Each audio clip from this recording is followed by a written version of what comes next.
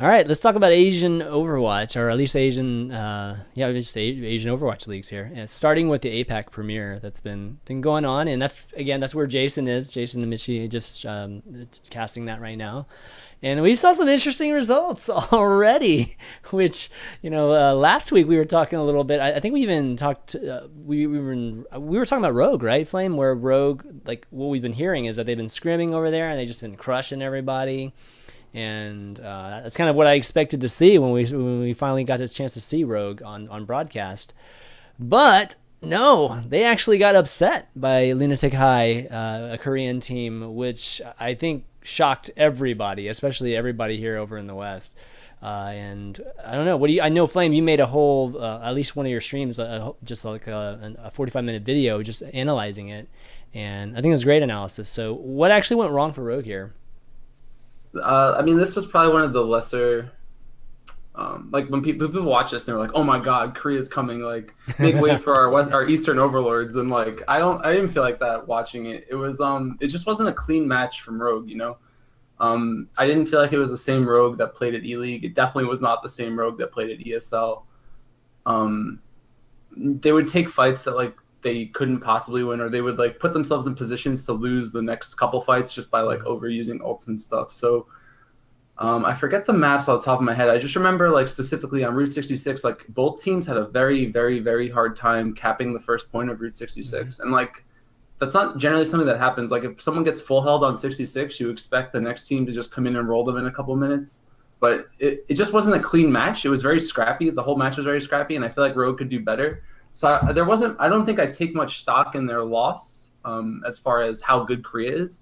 I think it's just more Rogue has a lot to work on as a team because the Korean teams, just in general, are playing more structured Overwatch than the Western teams right now, for sure. And that's becoming more apparent as you watch the rest of the series, like the Reunited series, and especially that Rogue series. So, what do you mean by structured Overwatch? I guess from my perspective, I generally, when I do like my VODs or whatever, I generally focus on like compositions and ultimate usage, like efficiency.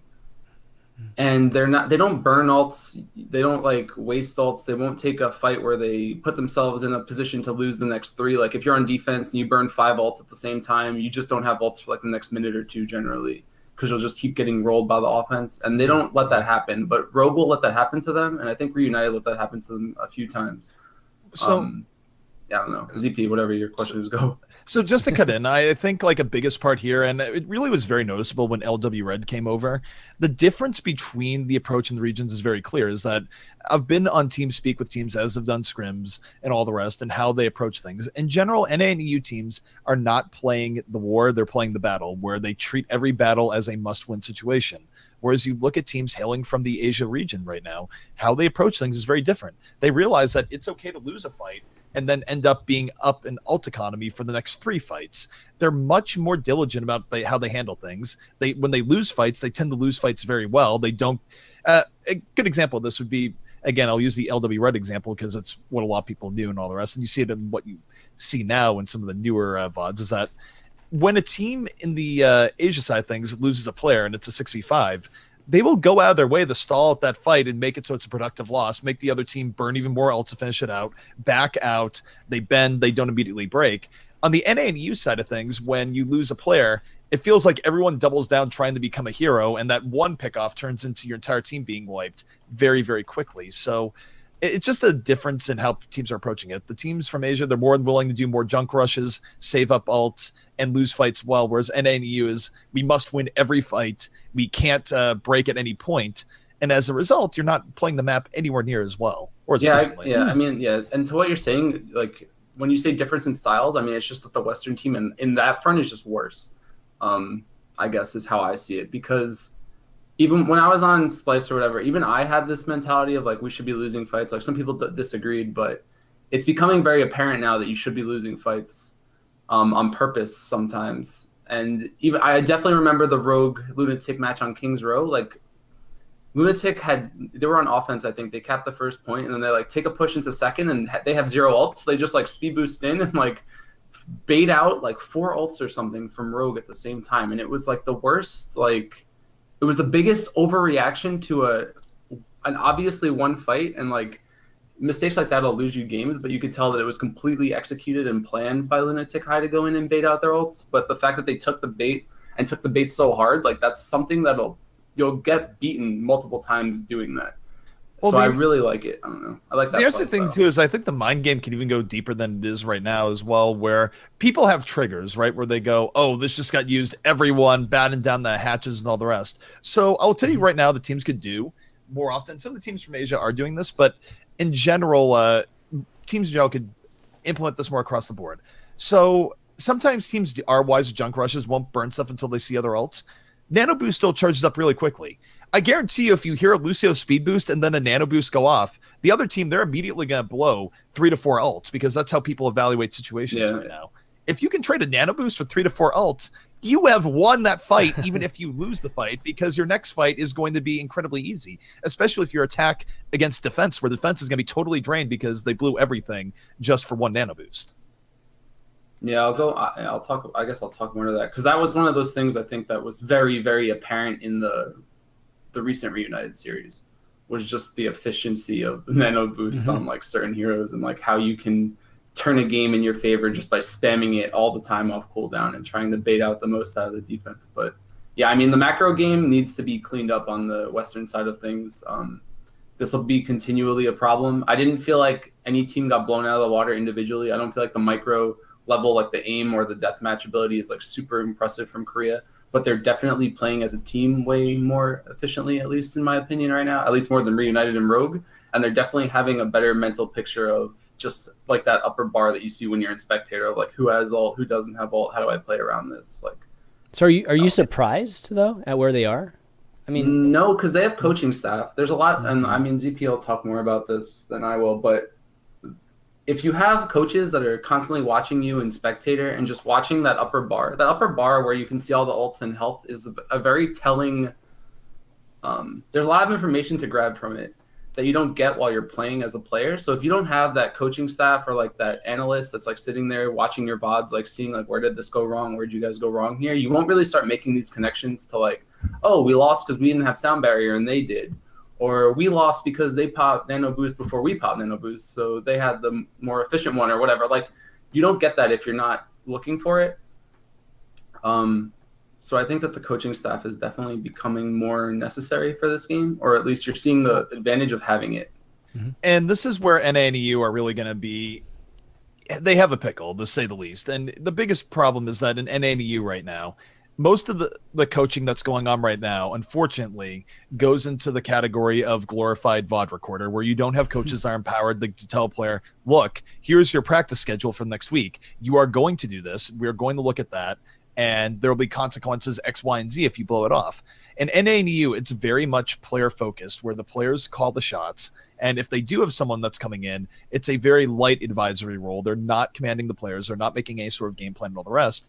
And even if NA and EU start losing 2 teams hailing from the Asia regions because of their superior coaching structure, it's going to take a while for teams to get on board and go, okay, maybe we do need to have a more coach-centric first setup here, where we do have someone calling all this, because right now, I don't think that's going to happen anytime soon in NA and EU for a variety of reasons. When I say variety, I really do mean a variety. It's A, you have to find the qualified people. B, the players have to be on board with listening to someone and going on that schedule and having someone with that much control. And then C, you have to have orgs that are willing to shell out at least equivalent money for a coach, where honestly, teams are already paying out so much money for the players right now. I don't think they're going to be super eager to be paying a coach as much or more to be doing this. So there's a lot of barriers for NA and EU to get the same level of coaching. That's almost certainly going to be pushing teams from Korea, teams from China over a lot of your NA and EU teams sooner rather than later.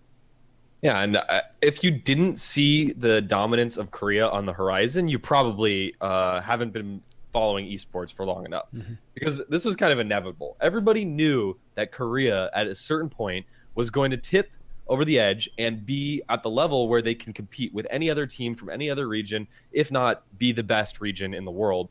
I just didn't think it was going to be this quick. Yeah, I think you're blowing it a little out of proportion, but Just from the stance of I feel like there's still teams that that could have put up way better results in these matches than Rogue and Reunited did. I'm not like saying Rogue and Reunited are like bad or not playing, but they definitely were not playing the level of Overwatch that they were able to put up at E-League. I would rather see how Envy does. I don't really care how NRG does, but I'd rather see them play against like a Fnatic, against the Misfits, against a just a team that has consistently good results. But Rogue didn't look strong to me, and Reunited were picking maps in their series that I feel like were Kib's maps, not Reunited's maps. Like they were picking these Genji-centric maps and then not running Genji. Or like the way the map pool was very Genji-centric, and then they got ran over by a Genji because they didn't have their own because Kib had left. But I would much rather see how Misfits does. I want to see how Fnatic would do. I want to see how Liquid would do, this new C9 roster. But like just in terms of the ability to adapt, because comp switches weren't there for Rogue or Reunited. The comp switches, like the ult usage, the management wasn't there. But it has been in the past, which is why it was so shocking to me. So I'm not sure. I'm not throwing up my hands and saying EU and NA are yeah, screwed. of course. I don't want that to give that impression whatsoever. I just didn't think that Korea was even going to be on the same level until like maybe early 2017. But it seems like it's already getting to that point. I mean, you go back 3-4 months ago when we were first starting to see some of the Chinese and Korean teams trickle into the online tournaments. And yeah, it's online, but they didn't even look like they were on the same plateau. Like they weren't even close to where the top teams, the very top teams were in NA and EU. So to me, this is very quick, but we've seen this happen before. It's big. With the Kespa pros joining StarCraft 2, it only took them a couple of months to get on the exact same level as everyone else. So. It's big. I was gonna just one quick thing is it's a big thing for them to lose too. Like, you know, it just gives all the other Korean teams more confidence. And I mean, we're talking about Rogue too. It doesn't matter even if they had a bad day and didn't play well, and we know they can play better. Just that loss is significant. In that region too, so it's a big deal. It's definitely a big deal. It is a big deal, and there's a few things with Rogue in particular. I think it just sort of shows that Rogue for a while was holding an invincibility cloak when they went to in-person events where they didn't suffer the inconsistency that they did online. Well, I do think they looked relatively poor in that showing. It wasn't all just their competition. Rogue with some issues there. I will say this though, the thing that's very scary about the future of NA and EU by comparison right now is that what is lacking from NAU, I feel like is much harder to replicate and institute than what is lacking from the Asia regions right now, where they had to work up to play Overwatch a little bit more. They didn't have people that are playing Overwatch S games for a huge amount of time. But here's the thing is that it's very well documented how you build up mechanical skill and game sense in a game like Overwatch, in your sort of arena shooter S games that have the thing. It's not a secret as to how to build up really good hit scan aim. It's not a secret as to how to drill things to get better. Whereas by comparison to NA and EU, I feel like it is somewhat a secret to them to figure out how to get a really good coaching staff in place that's going to give you the prep you need to win teams that are playing very methodically and approaching the game in a different game sense. So right now, I feel like at least the mechanics for NA and EU should be able to hold strong for maybe another 3 months, maybe 6 months if you're super optimistic. But after that, I actually do think the situation could get very grim before it gets better on the NA and EU side. I mean, I'll play devil's advocate here because I actually think that, one of the things that you mentioned just even a few minutes ago was that money was an issue, not paying the coaches and whatnot. But we're starting to see money backing for a lot of these teams now. So money will not be an issue actually in the future. So it's more, it's going to be more of how, to find good coaches. Like, how do we find good coaches in the space before players have quit playing? I think we talked in previous episodes that there'll be a time where there'll be former players that become coaches, and then there will be, the coaches that are respected by the players and will have that type of authority over the players. But yeah, I don't know how we get there necessarily, but if it's a structure thing where in a matter of like paying people, that should not be an issue at all. No, I don't think that's an issue. I mean, I don't want to I'm not going to say anything, but I've been approached, I have been approached actually like coach, and not like random low tier teams, like pretty high tier up there, top 4, top 8 teams from NA. But it's one of those things where even in my head, I'm thinking to myself, like, would this even work? Like, am I even convinced that these players are going to listen to me? It's definitely one of those things, like where ZP was talking about, you have to have the authority, and not saying that I couldn't have authority or someone couldn't have authority, but you have there's some pretty big egos in this scene. So you have to somehow convince them that they have to listen to you and like that you're in charge. I mean, the It's, like, power just a will different swing. role. The power will swing to the team organizations, and they will. Right now, I think we're starting to see this transition from being teams just being sponsored. These teams stay collective, and they're basically their own little entity, and then these teams come and sponsor them more so than really get into their business, and affect how things are being run by the team. So I think we're getting to the point where we're transitioning. So that problem that you're having, Flame, I think will change in the coming months. Yeah, of course. Yeah. It's just right now it's like it's an awkward situation to be in, I guess. Like if a team's established and then you pick up a coach as an afterthought, it's like they're already established, so now you're like the new guy coming in as like in charge of them, as opposed to the other way around, which I guess I would hope that that's how it happens in Korea. Like they have the coach and then the coach picks the players or something. Right. Oh, That's actually that's how it has sure. to be, and that's where it's going to be a very harsh adjustment period. Where I agree, if you're a brand new team coming into the scene and you want to make it, you start with coach first. Let the coach go in, pick the players, and you have authority from day one and control the team. Mm-hmm. The part where it's going to get very complicated is that a team that's already doing very well, like Envy, needs to take the next step. How do you suddenly radically readjust their internal structures so that they're all going to the beat of a coach, where most of them might not respect the coach on the same level as they do other players? That's going to be incredibly difficult. And that's where I think it's going to be a big adjustment period for NANU if and when the period comes where they are losing consistently to other regions. All right. Well, we've kind of beaten this Korea versus West thing to death, but I do want to continue going through some of these results here really quickly. Reunited also lost 3-0 against a Korean team. And Reunited definitely they've got a new roster. Oni God's on there for the first time. They definitely didn't look as good as they have in the past. But another team, Runaway, beat Reunited 3-0, and off the back of some incredible Genji play. There were some pretty fun moments from that matchup as well. Then you move on to the Alienware monthly melee, which just took place in the middle of last week, which CP had the pleasure of casting. And of course, we talked about it, mentioned it earlier. Cloud9 took the win against teams like Team Liquid, FaZe, and Complexity. And I do bring up Complexity for a reason here, because Complexity actually was the runner-up in this tournament. They actually beat FaZe, who's been really on the up and up as well. Mm-hmm. So I think an interesting storyline beyond the new Cloud9 roster performing pretty well recently, just a few days after being formed. I think the other storyline from this tournament is that Complexity made it really deep in the bracket after being kind of off the scene for a while. The thing about Complexity just picked the absolute worst of worst times to suddenly have a dramatic slump, because there was a period where they were top 4 in NA and giving good fights to pretty much all the teams, and then minus top that 2. Envy Dorado game. Top 2. And yeah. but then they had just an undescribably bad slump. They didn't qualify for Atlanta, and they've had a lot of time to sort of mull over that and go, okay, what do we have to do to fix what is clearly broken here? And I'm not so sure anything dramatic has changed, more than the sense that whatever was bugging them, they seem to have gotten over a bit. And they definitely looked good in the monthly melee. There's no doubt about it. Yeah, I think, I guess to the Apex results from Reunited and the Melee results from C9, I think there's a lot of problems right now with some of the upper teams in their ability to switch their hero compositions. I watched the C9 match against Complexity for the finals, and they ran a Surefour Pharah with or a Mendo Pharah with a Surefour Hanzo or McCree, and they didn't have, you could tell that Complexity didn't know who to put on McCree. It was one of those times where you want someone to play McCree, but if it wound up being they were in such a weird position where it was Torque is the McCree player, but he was playing Zarya, so then they had to drop their Zarya for the McCree, and that didn't work. And even the Reunited match, it's there were times where they wound up just not having any answer to a Genji. This Haxel guy, he's insane on Genji, but you're even better on Genji if you're playing against 0 stuns.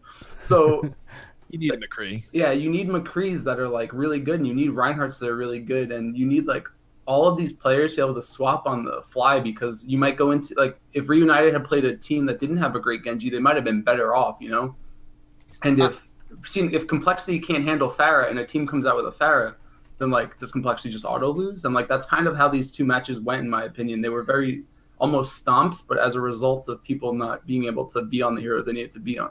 I don't like ragging on one point constantly mid-cast and just hammering it over and over again. I like looking for positives. I really try to accentuate the positive words there. But for complexity, where it's just like Mendo's on Farah just can eat a sandwich and play at the same time because he's just on Hollywood and no one is shooting at him for something like 3 minutes, 4 minutes until finally switched to McCree. It was just insane, dude. It's just like, why? Like, how have you guys not swapped? Like, I looked at, even noted the cast, like, okay, great, Torque about to have Zarya ult. I don't think this is worth letting the Farah just do whatever she wants for minutes on end. Like, if you're the only McCree player, please just spare the cast, get on McCree. So I watched, so I watched that VOD actually. Like, I watched your and ZP's cast or whatever, and the camera was constantly on Mendo for the entire offense because he was just doing whatever he wanted.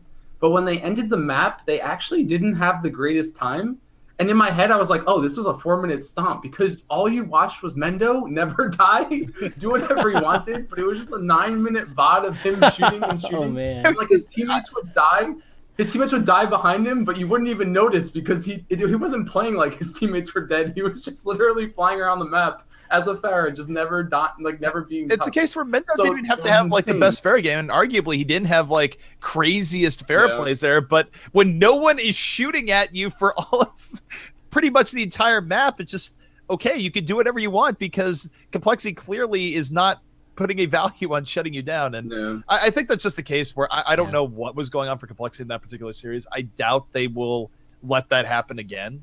I very much doubt it. But for whatever reason, that's just one of those things where it was almost surreal watching that in the moment. It's just like, guys, please. Like, I know, and then they came out with such a cocky comp, man. Like, they came out with like a Hanzo and a Farah on offense. Like, no one's done that. Like, that's not a thing. Like, that shouldn't be a thing, and it works. But I think like complexity just didn't seem in the zone that day either. I mean, I don't want to make excuses for anybody, but I watched the Nepal match even, and there was like one point, I think they went to mid with a Mei on Nepal Village or whatever it's called, the one with the bridge upstairs and like the point on the ground, but they wound up having control of the point, and they had like complete dominance of the map, like just absolute no way for C9 to break the map. And then all of a sudden, like 3 of their players just decide to push the choke for no reason. One of them dies, and then C9 just walks in without using any ults.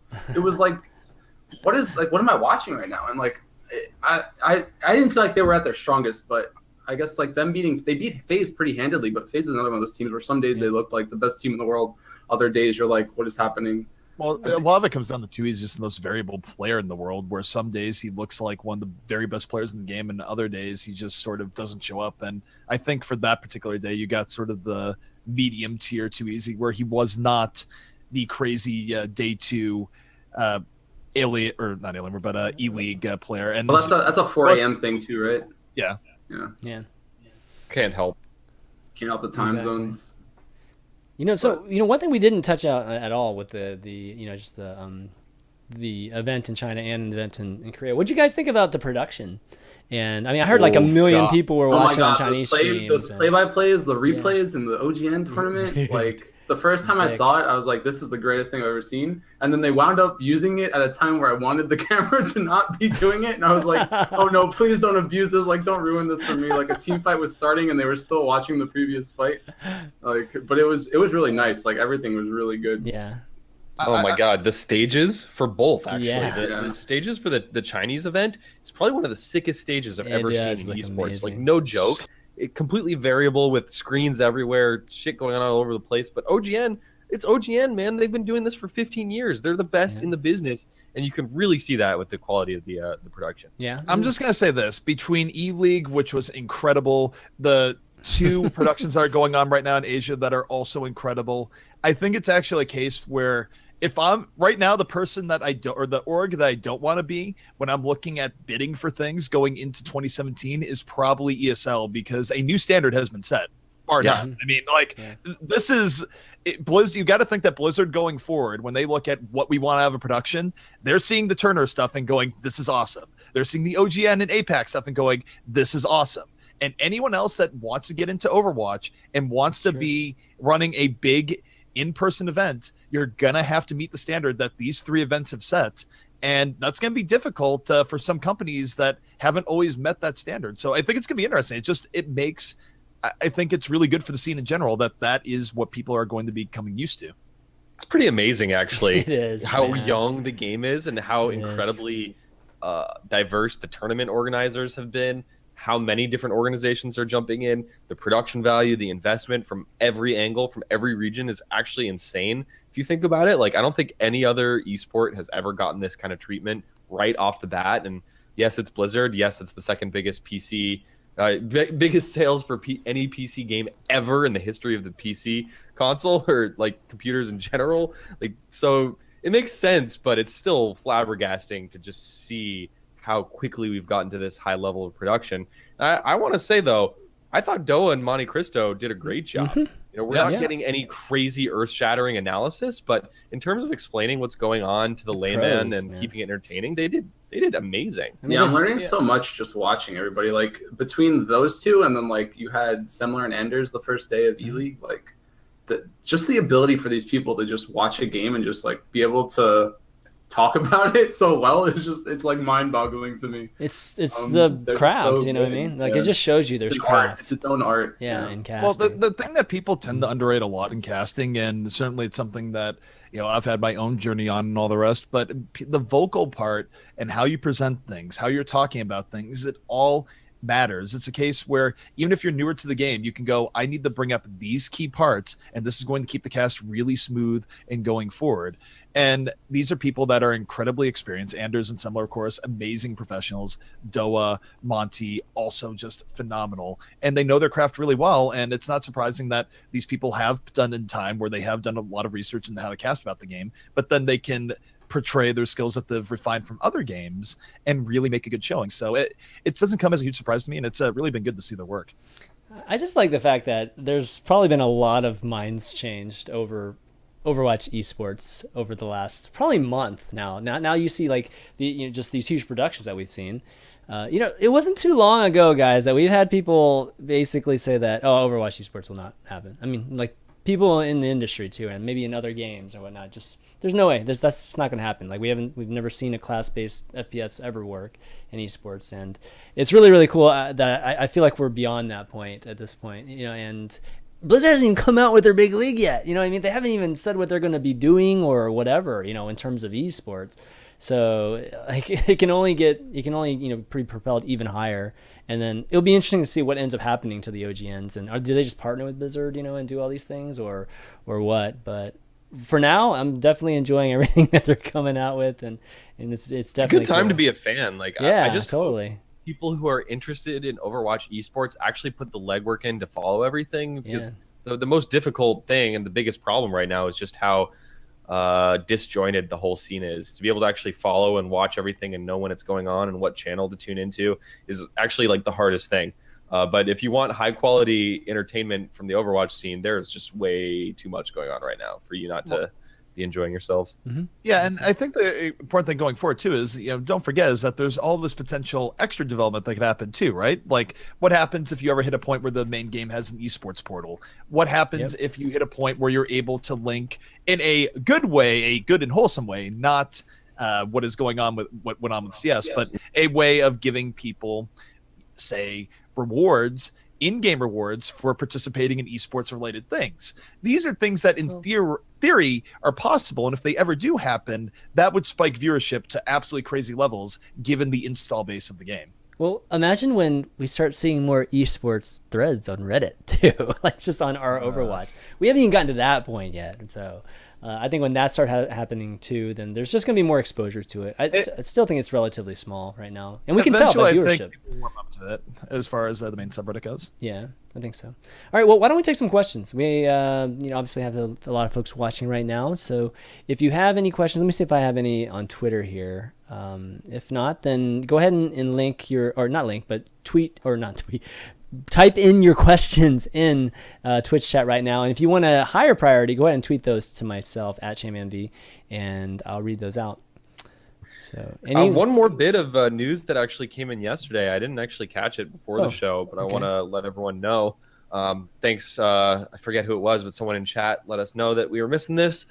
Anox has actually benched both of their Quake legends Cypher and Cooler are no longer actively on the active roster for this team, which makes me really sad because I'm such a fanboy of both of these players from the Quake days.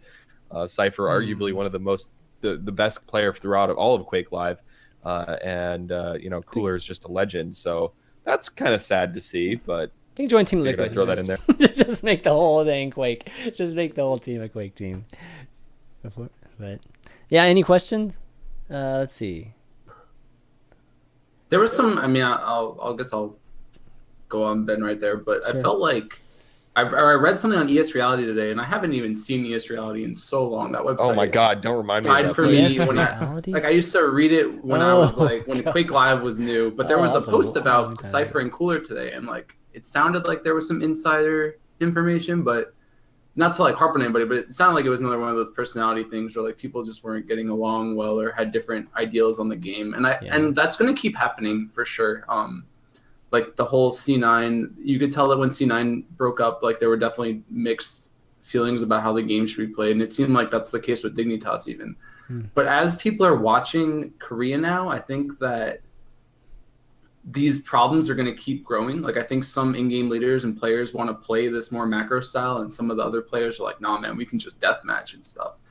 And we're going to keep seeing roster switches in this fashion where it's going to have like your whole team's have to be on the same page. And I think this is where it's starting. I think this is like a good indication that you just need people to. The real question is who's making these decisions. It's like, it's one thing if you're just so dissatisfied and just not happy, you just leave yourself.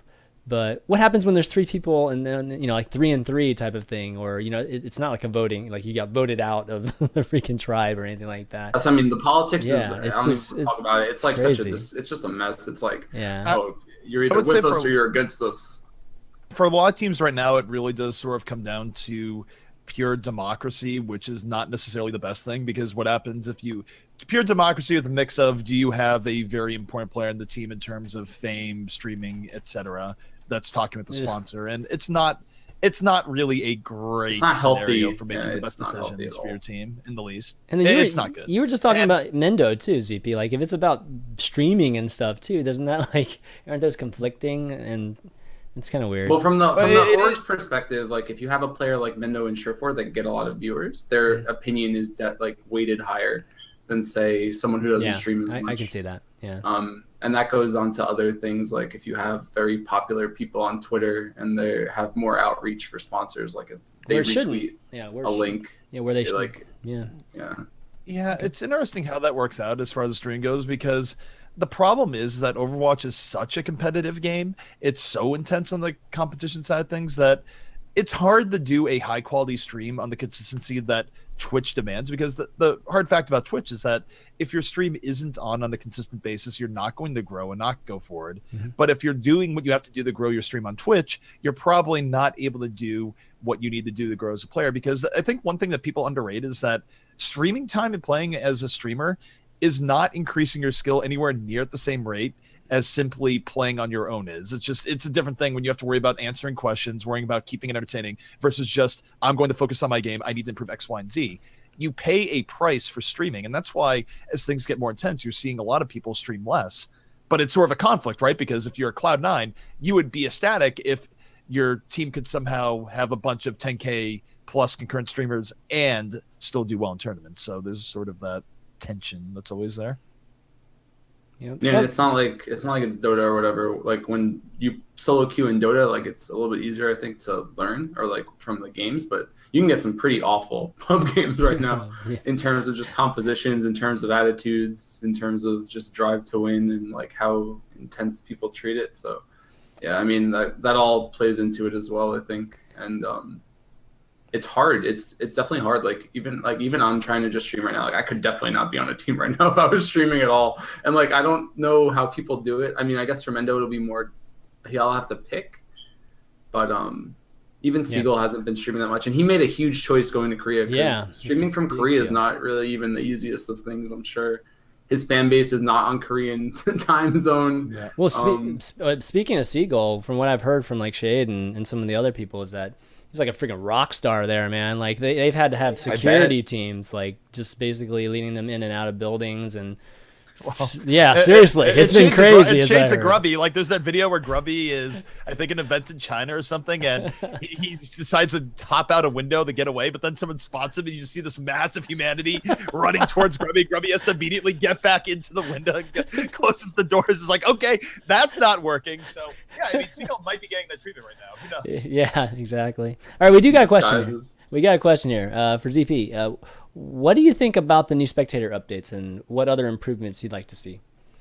I think it's a very good start. I think there's a lot of things that need to go forward in spectator mode, in particular, like better ways of implementing stats and all the rest. But for right now, it's a big increase in usability and a big boon to online and community tournaments where the camera work, you're going to have static places that you can go to. That's going to make things smoother on that end. The camera smoothing that's built in now when you do free cam looks absolutely amazing.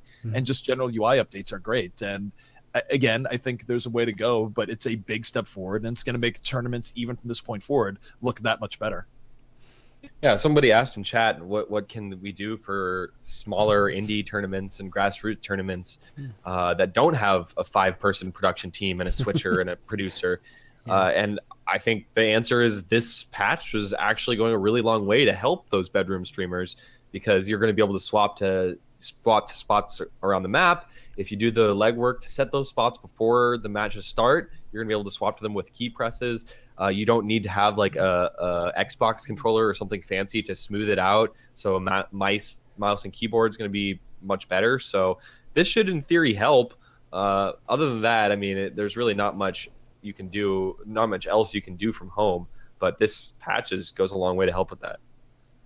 Yeah, spectating is like an art, like solo spectating. There's like an art to it, and like you have to like have a really pretty deep understanding of what's going to happen next to do it effectively by yourself. So until I guess you get like delays or something, it's going to be hard still for indie. Delays would be great. But, yeah, Delay would be amazing. Yeah, definitely. Yeah, I think that this is just the beginning too. Like this is what the first update with some major spec changes. Well, maybe the second. There was the first one. There was one like a while back. Yeah, so I would give that the first one. Original UI, which definitely was not the That greatest. was a lot with the bugs and shit. Yeah, I mean that was also just a case of, okay, we just need to get this in quickly. It wasn't like, oh, we're presenting this as the most polished thing ever. It's like, well, we want to get something in, and sometimes people don't realize that. In terms of game stuff, it does take a while for all that stuff to come in. I know everyone is like, well, why is it polished and super great now? It's like, well, it takes time to get where people want it, and things develop pretty quickly. Yeah. Let's see. There any other questions, Ben, you see in here? A couple people are talking about how long we think Mendo can stick with this Cloud9 roster. And I think it's a legit question. We talked about it before. But from what I've heard, Mendo was happy playing with Tavik because he respected Tavik. He's one of the few players that he respected to be like on a similar level to him. And I think Surefour could be that same level of DPS that Mendo will feel like his talent is not being wasted or anything like that. So I think this Cloud9 roster, if anything, the fact that there's another like high level star DPS player on that roster, I feel like that could keep him around for sure. But hard to say. It's a big question mark. I feel like it's not even so much chemistry that's going to do Mendo in. If there is a thing that causes him and C9 not to work out, it's the question of, can Mendo balance all the things that are around him in a proper way and actually deal with it in a mature manner? Because you think about where he had issues on teams like IDD, QD, and other stuff in the back. It was just simply making practice schedules consistently was a problem. It was definitely a problem for the first iteration of FaZe that had Bendo, Clamp, and others. And for him, it's, can he keep himself on a regimented schedule and be disciplined? I think that's actually the hardest part for him, especially if he tries to maintain his stream, which he's built up diligently over the last few months at the same time. I can't tell you if he's going to succeed in that. I think there's honestly, I flip a coin.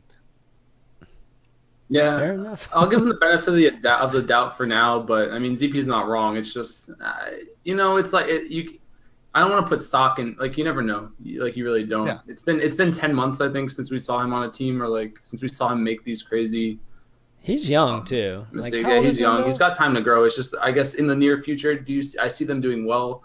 Whether or not it's sustainable is, I guess, the real question. But until they give me a reason to think it's not, or he gives me a reason to think it's not, I wouldn't put too much stock. Like the other night I was streaming and he was in my chat and he didn't even want to stream. And like, that's surprising to me. Like I actually like worry for his health sometimes. The amount of hours he'll stream in a row.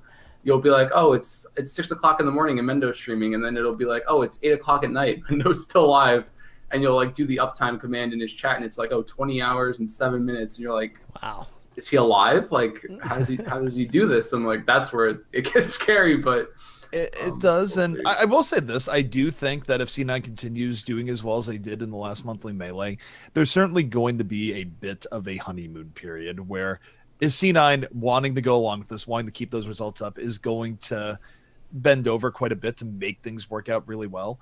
It's just a matter of, will they be able to get on that schedule that it works for everyone in the long term? It doesn't make everyone just sort of fight it with each other and all the rest, which can be an issue. So like I said, I put it more 50-50. I think it could be a very good thing and C9 could have a big resurgence from it, or there could just be issues and it'll fall apart. We'll have to see. Yeah, it's going to be a battle of the egos, I think, too, at some point. Like, who's the in-game shot caller? You don't really want your DPS to be the in-game shot caller. You generally want like your off tank or one of your supports to do it. So as far as whoever's main calling for C9 versus like Mendo's understanding of the game, Mendo I think has had a reputation of like, he has a way that he sees the game, and I think that this was one of the issues on the FaZe roster, was like the way he sees the game is the way that he thinks it should be played, and if you're not on board with him, then you're not on board with the team. So I think that clash we'll see where that clash winds up or how that gets resolved. But I think if they can get past that, then they have the potential to be one of the strongest rosters in North America, if not the world, if like they can iron out any kinks in their metagame and their macro play as far as ults and stuff, because their individual talent on that roster is so good. Yeah, I'm sure there's going to be a lot of modes that we're going to be seeing, and especially more Alienware. What other terms are they going to be playing in soon? Do you guys know? Later this month, so it hasn't been officially announced yet, as we're hammering a few specifics, but before we have teams starting where players are all going to be MIA because of BlizzCon related stuff. Yeah.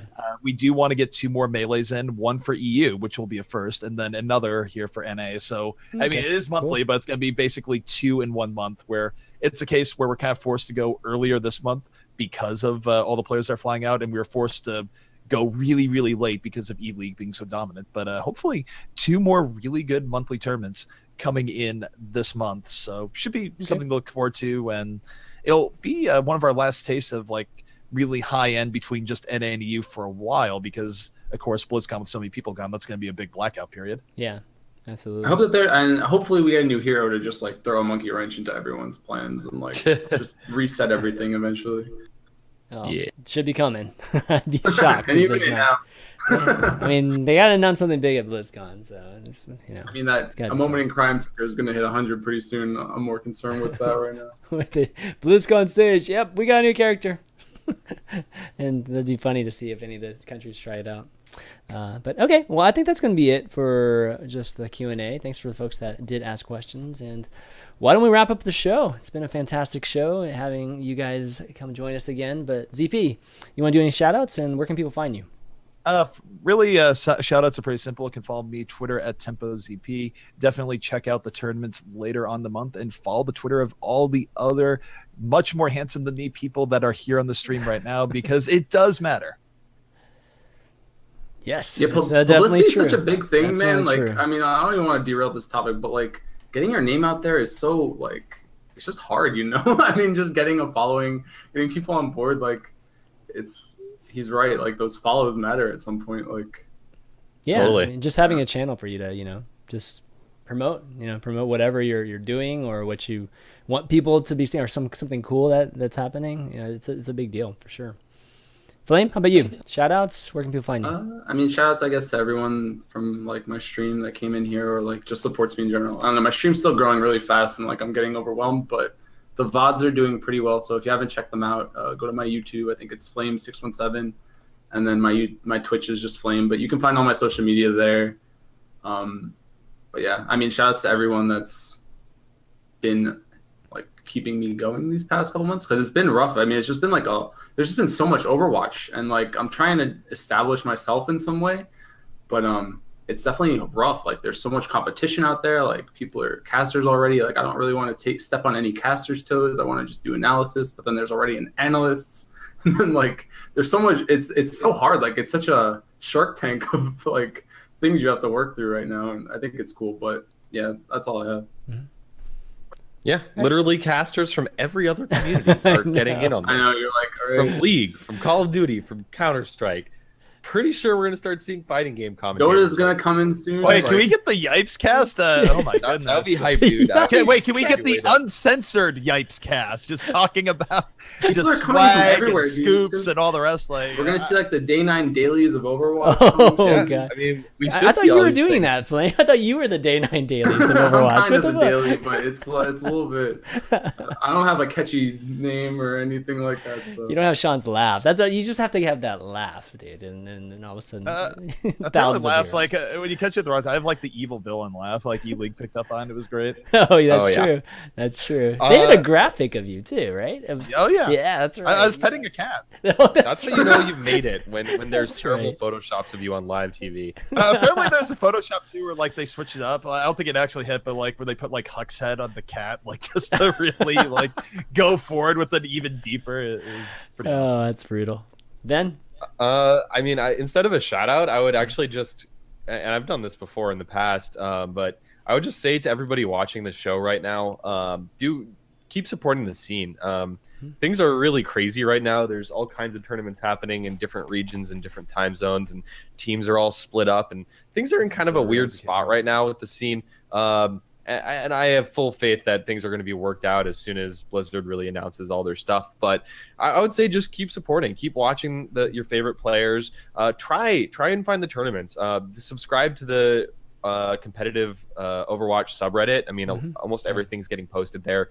But subscribe and be active on that subreddit. I would just encourage everyone to be an active member of this community because it's actually really pretty small still. I mean, we were talking about how quick everything's growing, but ultimately it's still on the smaller side. So your support really does matter. As EP said, it really does. So thank you for watching. Thanks for tuning in. Thanks for following us, and definitely keep supporting.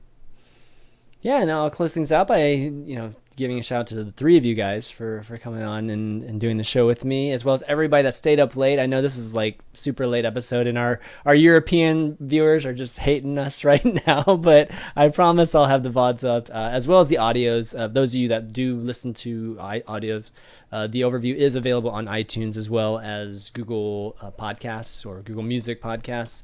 So you can find all those there. I always tweet them out too, so you can follow me at ChanManV and get the links for that. And then the VODs will be up youtube.com/ChanManV also. And if you're into Hearthstone, I have a Hearthstone podcast I do tomorrow, which is called Value Town. You can check out on this stream also. But that's going to be it, guys, for the overview. So for ZP, Flame, Fishstix, and myself, ChanManV, we'll see you the next time. Bye.